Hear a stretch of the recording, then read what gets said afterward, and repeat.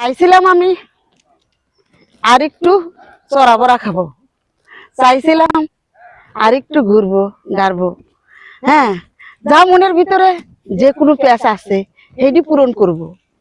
তার হলো কই, সঠিক মানুষের হাতে পড়ে গেলাম, তাই তো আর আমার দিনটা পিছনের যে দিনটি ফেলে সামনে এগিয়ে লাগলাম।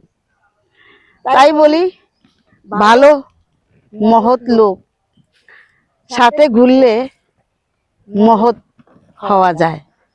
তাই আমি সব শয়তানি বদমাশি ছাইরে দিয়া কামের লোকের কাছে আসছি। এখন আর ডুব দিয়া পারি খাওয়ার হবে না। আমি ভালো হয়ে গেলাম, ভালো হয়ে গেলাম সঠিক মানুষ পাইয়া। দেখো না, দেখো। আসলে স্বামী দন, স্বামী মান, স্বামী কুলবতী, স্বামী বিনে এ যুবতীর হবে কোন গতি। স্বামী ছাড়া পৃথিবীতে থাকে যেই জন, অকালে মরিলে তারা পাবে না কোনো গতি।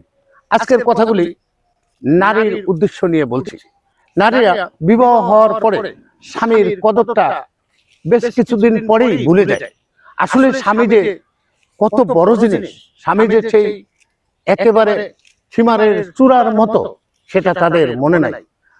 ঠিক তাদের যেমন মনে থাকে না, তেমনি অকালে যদি স্বামী হারিয়ে ফেলে তখন দুঃখ দুর্দশার কথাগুলা জেগে উঠে মনে, সেই পুরানো স্মৃতিগুলা আর সেই কথাগুলা তাদের বুক ভরা ব্যথা জমে যায়। এই ব্যথার পাহাড়কে হালকা করার জন্য তখন বন্ধু মহলটাকে খুঁজে।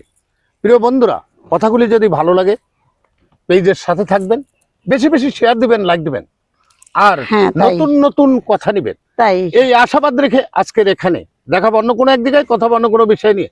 আল্লাহ হাফেজ।